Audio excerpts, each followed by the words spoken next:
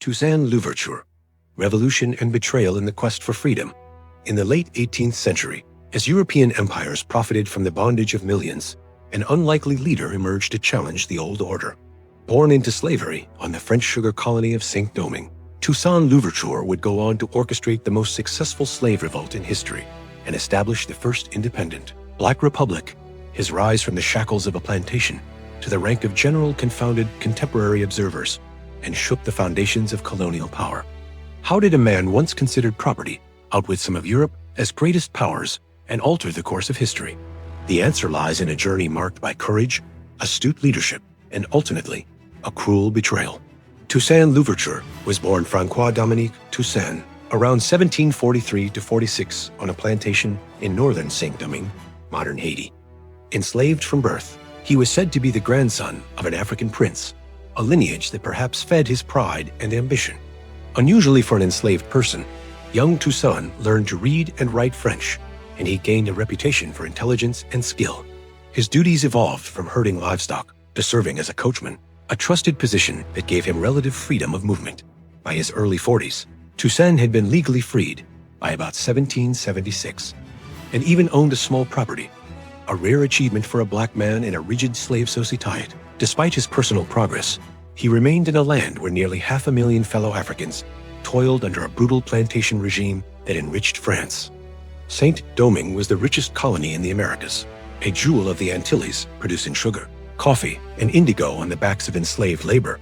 This was the world into which Toussaint was born, one of enormous wealth and unspeakable cruelty, a world he would one day help turn upside down. It was the tumult of the late 18th century that provided the spark. In 1789, the French Revolution erupted in the metropole, proclaiming liberty and human rights, ideals that resonated deeply in Saint-Domingue's oppressive context. By August 1791, the colony's enslaved majority reached a breaking point. According to tradition, a clandestine voodoo ceremony at Bois Caiman galvanized the leaders of a planned uprising. Soon after, fires and fury swept across the colony. Enslaved people rose in revolt, torching plantations and sugar mills. Within weeks, over 1,000 plantations had been destroyed, and as many as 80,000 enslaved. Africans had taken up arms against their former masters. This was the explosive beginning of what would become the Haitian Revolution. Toussaint at first held back, protecting his former master's family and observing the chaos from the sidelines. But as the rebellion grew, he made a fateful choice to join.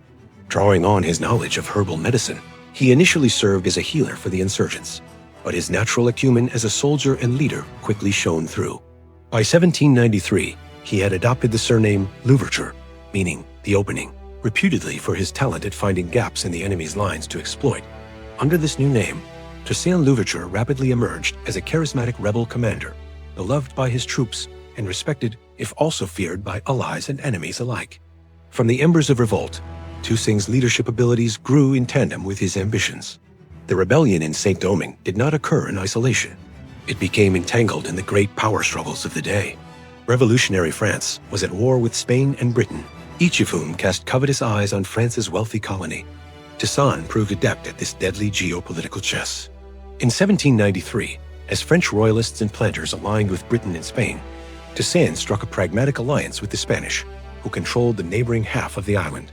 However, the winds shifted in 1794 when the French Republic, desperate to retain control, abolished slavery throughout its territories. The promise of universal emancipation was precisely the principle Toussaint and his fighters sought. Without hesitation, Toussaint switched sides to support the French, bringing thousands of black troops over to the Republican cause. Now officially a French general, he turned his formidable energies against the same Spanish and British forces he had recently aided. Over the next few years, General Louverture proved to be a master of both warfare and statecraft. He and his compatriots, including other formerly enslaved generals, pushed back the British and Spanish invasions, winning one victory after another. By 1798, the British, reeling from tropical disease and relentless guerrilla assaults, withdrew in defeat. Toussaint also deftly neutralized internal rivals. In a bitter 1799 civil conflict, the War of the Knives, he outmaneuvered the mixed-race general André Rigaud, securing his own dominance over the colony. In effect, Toussaint became the undisputed leader of Saint-Domingue, though he always maintained a nominal loyalty to France. In 1801, at the height of his influence, he took a bold step to formalize the colony's status. Invoking the ideals of the French Revolution, but also asserting local autonomy, Toussaint promulgated a new constitution for Saint-Domingue. It proclaimed that slavery would never exist again in Saint-Domingue and named Toussaint Louverture as Governor-General for life. On paper, he remained a French subject and even declared all residents of the colony free and French under the law. In practice, however, he was charting an independent course one that would soon alarm the new ruler of France, First Consul Napoleon Bonaparte. Toussaint's achievements were remarkable.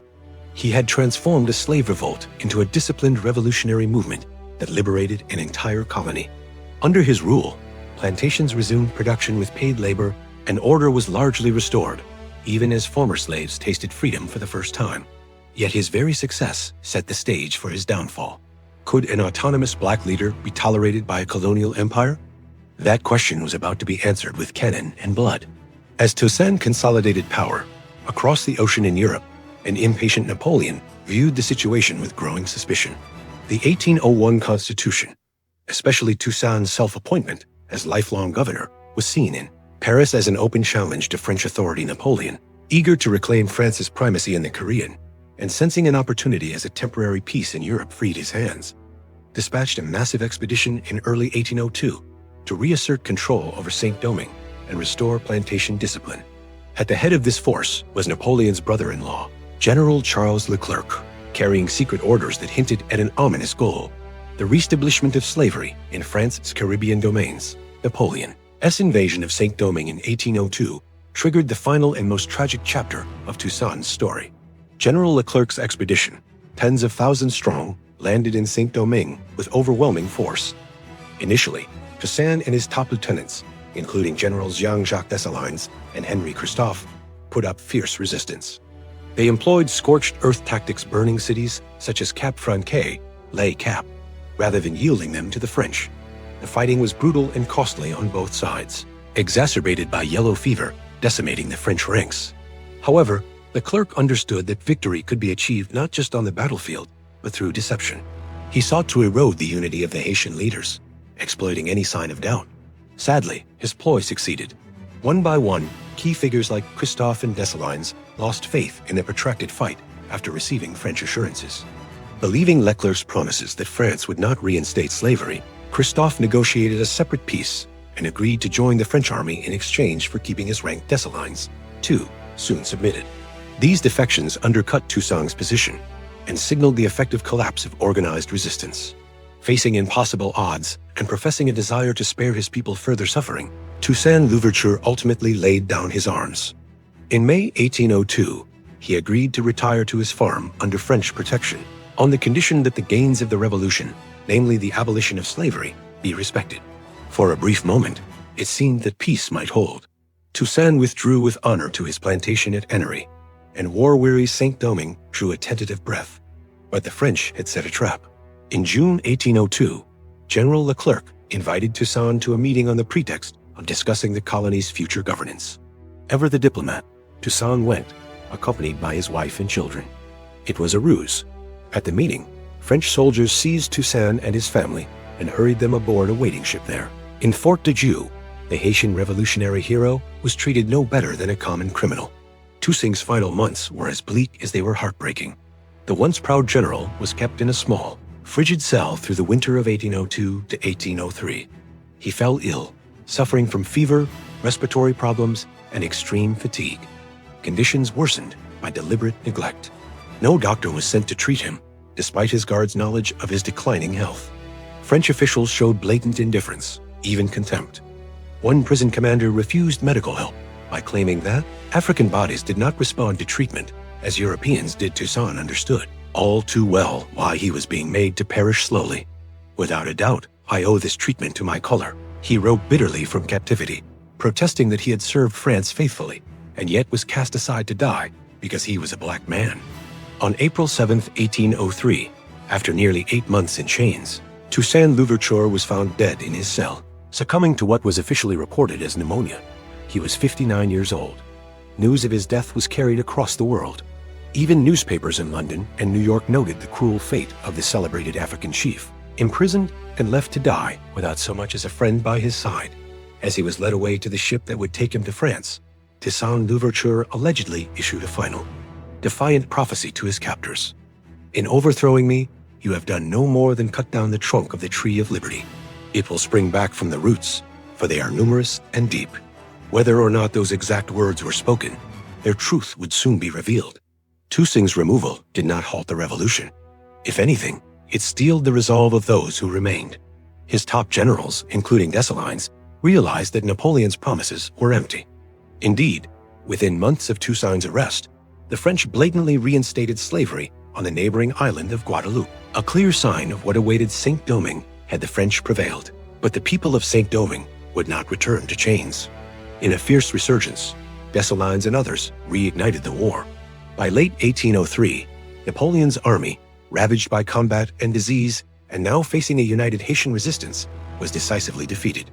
On January 1, 1804, Dessalines declared the independence of Haiti, making it the second independent nation in the Western Hemisphere, and the first ever born from a successful slave revolt. Toussaint did not live to see it. But the free Haiti that emerged was the very outcome he had fought for.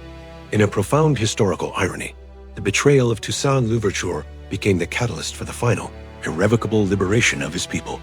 Toussaint Louverture's legacy endures as a towering figure in the history of freedom. Though he died in captivity, far from his Korean homeland, his ideas and example could not be silenced by prison walls. Haiti's hard-won independence proved the enduring truth of his conviction that the roots of liberty run deep. In the years and centuries that followed, Louverture became a legend, a source of inspiration for oppressed peoples, and a harbinger of the end of colonial slavery. The Haitian Revolution he spearheaded was not only a local or French colonial event, but a global beacon. It inspired millions of enslaved and free people of African descent across the Americas and the Atlantic world to imagine their own liberation. The sheer fact that black rebels had defeated the armies of France, Britain, and Spain shattered prevailing racist notions of African inferiority and sent shockwaves through slave-holding societies. Haitian independence forced nations, from the United States to Brazil, to confront the possibility that the age of slavery would not last forever. Historians often regard Toussaint Louverture as Haiti's founding father. Even though the nation was born after his death, it was his leadership and vision that set the stage for Haiti. His creation as the first sovereign black state in the New World, his career also carried a wider significance. As a statesman, he attempted to prove that a society of formerly enslaved people could not only survive, but govern itself with discipline and honor, adhering to principles of enlightenment and equality. This was a radical idea in an age when colonial powers believed their colonies would collapse without white rule. Toussaint's struggle and writings later influenced abolitionists and civil rights leaders. Notably, Frederick Douglass, the eminent 19th century African-American abolitionist, revered Toussaint and drew inspiration from his triumphs against oppression. In literature and art, too, Toussaint's name lives on. From poems by William Wordsworth to the negritude writings of Saint-Domingue, and countless histories, novels, and plays. Each retelling underscores the dramatic arc of his life, the enlightened general who fought for liberty and died betrayed. 2 centuries later, the story of Toussaint Louverture remains as compelling as ever. It is a story of courage and betrayal, of a man who sacrificed everything for the freedom of his people. From his early days studying books by candlelight on a colonial plantation to his final breaths in a frozen cell, Toussaint's life was a testament to the human thirst for dignity. His rise showed that great leaders can emerge from the most humble conditions. His fall illustrated the cruelty empires will employ to cling to power. And yet, even in that fall, there was a victory. Toussaint Louverture did not perish forever.